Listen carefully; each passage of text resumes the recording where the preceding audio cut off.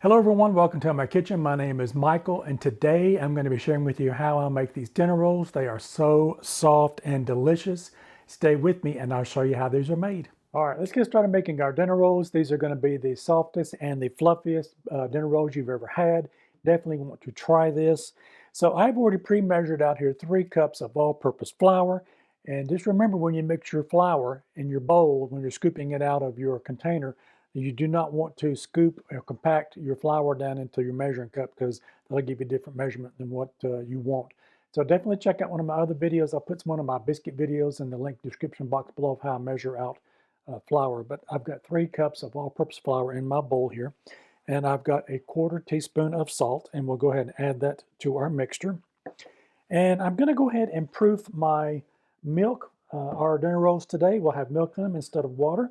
And I've got 1 cup of milk here that I have heated up in the microwave. Just use real short burst on it till you get it between 100 and 110 degrees Fahrenheit. And then we're going to proof my yeast with that. So I'm just going to add my yeast to it. And then we're just going to give that a little stir through. So I've got a 1/4 cup of sugar that we'll be putting in our dinner rolls tonight. So I'm just going to put a little bit in that. That helps activate that yeast a little bit. Yeast loves sugar. Just remember, do not put salt into your liquid that you're using to rise your yeast, to proof your yeast, because salt and yeast don't like each other while they're proofing in that manner. So definitely put your salt in with your flour, and then we'll let our yeast set to the side and proof for about 3 minutes. We want to see it foaming on the top. So I'm going to let this to the side. And while that's sitting there proofing, we'll go through our other ingredients that we've got here. I've got 1 egg that I'm going to crack here in just a minute, and that is been sitting at room temperature. And I've got 2 1/4 teaspoons of my Fleischmann's instant dry yeast. If you don't have the bulk pack like this, I make a lot of bread. You can use the little packages. That's the equivalent to what this is. So 2 1/4 teaspoons of your yeast. And then I've got 5 tablespoons of butter, and I'm going to go over to the microwave and I'm going to melt this. So while my yeast is proofing, I'm going to melt my butter and I'm going to crack my egg to make sure we've got a good one, and I'll be right back. All right, I am back. My yeast has got a nice little foam on it, and I'll see if I can't get that over there so you can see that.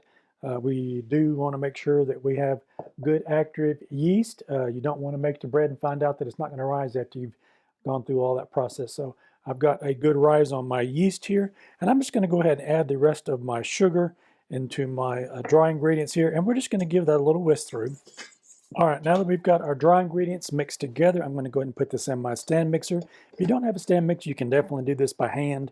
It's not required, but it just makes it just a little bit easier for the processing. We'll be putting this together and just incorporating the wet ingredients into this, and once that starts forming into a ball, then we're going to knead it for 5 minutes.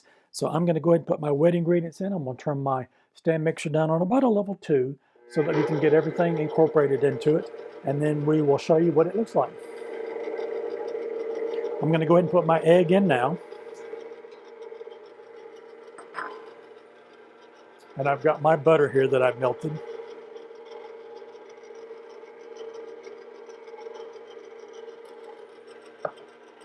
And then we'll add the milk.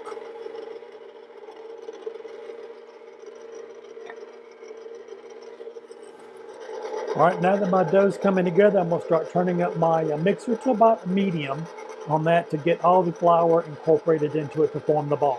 All right, we can see that my dough is formed into a ball now. I'm going to turn this down and we're going to let this knead for about 5 minutes, and we'll be back. All right, now that we've got our dough here that we've kneaded for 5 minutes, I've got another bowl here, and I've got just some neutral vegetable oil that I'm going to put in that. And I'm just going to put just a little bit in it because what I want to do is just put a little bit of light coating of the oil on the pan so that the dough has an opportunity to rise so that it doesn't stick and hold itself down. So I'm going to grease the inside of this bowl here all the way to the top, and then I'm going to put my dough ball in it.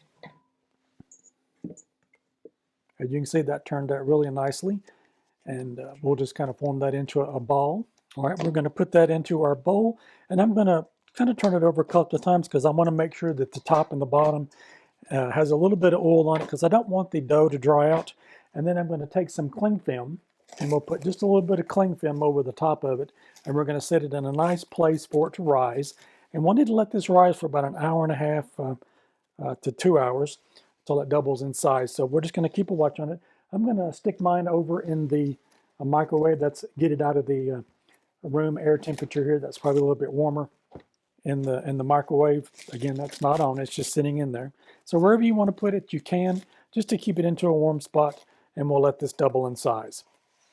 All right, we'll see you back when it's doubled in size. All right, I am back. It's been an hour and a half, and my dough has doubled in size. I wanted to show you what this looks like. I'm going to take the cling film off of it and show you that it did double in size. So we've got a good rise on our dough.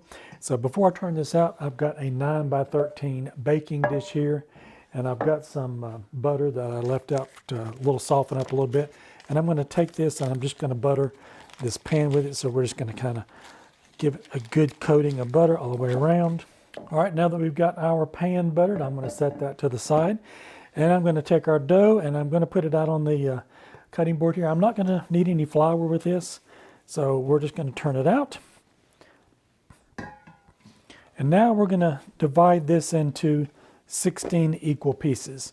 So I've got a bench scraper here, and I'm just going to take the dough, I'm just going to kind of eyeball it, and I'm going to cut it in half.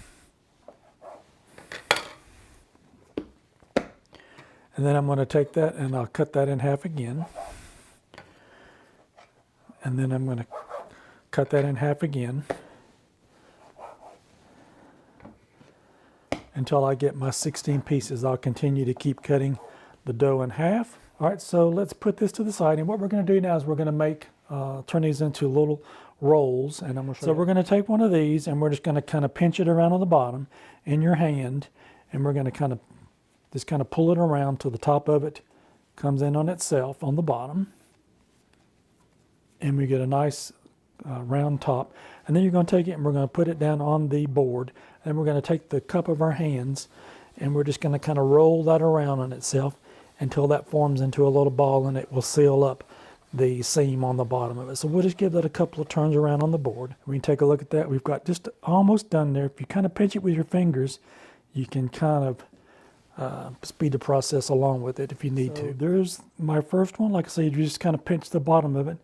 That'll seal up the bottom, and you've got your one of your dinner rolls, and we're going to put that in a pan. I'm going to do that to the other 16 pieces, and we're going to put them in our pan, and we'll show you what it looks like when we're done. All right, I have my last one here, and I'm going to put it in the pan so that we've got all 16 of them in there. So that's what we've got. We've got 16 of our dinner rolls in our pan. Again, this is a 9x13. I greased it with some butter. We're going to put this back on. I'm going to pick my cling film, and I'm going to spread it over my pan here. And I'm going to put it back in the microwave or wherever you've got yours that you kept it on your first rise. And we're going to put it back for a second rise. So we will put this back in our warm place and let it sit there till it comes double in size. It should come up to the top of the pan, pretty close to it. So we'll let it sit about another hour to an hour and a half, and we'll see what it looks like, and I'll be back. All right, I am back. My dinner rolls have gone for their second rising now, and they are ready to bake. These look incredible. I wanted to show you how much they've doubled in size on those. So we've got a good rise on those. We've got some nice looking dinner rolls. Let's put these in my preheated 350-degree oven for 20 minutes. And about 10 minutes, I'm going to go in and turn them around. That way, if one side is cooking a little bit faster than the other, I get an even cooking on all of it. So 350 for 20 minutes, and I'll see you back in a few minutes. All right, we have got some really pretty dinner rolls. I want to show you what these look like. These are incredible. They did cook for 20 minutes on 350. I did turn them halfway. And this is optional. I melted some butter. If you don't want to put that on the top of it, you don't have to, but you can melt some butter and then brush a little butter on the top of them. Adds just a little bit more flavor to them. They really don't need it, but it's just an option and adds some nice flavor to it. So I'm going to continue to do those, and then we're going to taste one. All right, that did give that a nice glaze to the top of those. It's really pretty, and we'll add a little bit more flavor to it with that butter. So let's take these out and give these a try.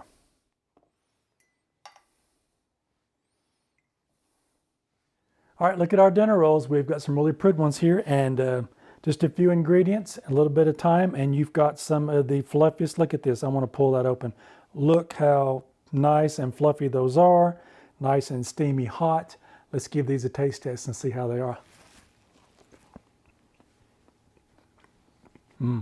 Those are really good.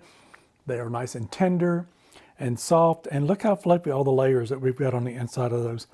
So I hope you like this video and this content. If you do, maybe you might want to pick one of these other two over here. You might find something else you like. All right, don't forget to like, share, and subscribe. And I'll see you in my next video. Bye-bye now.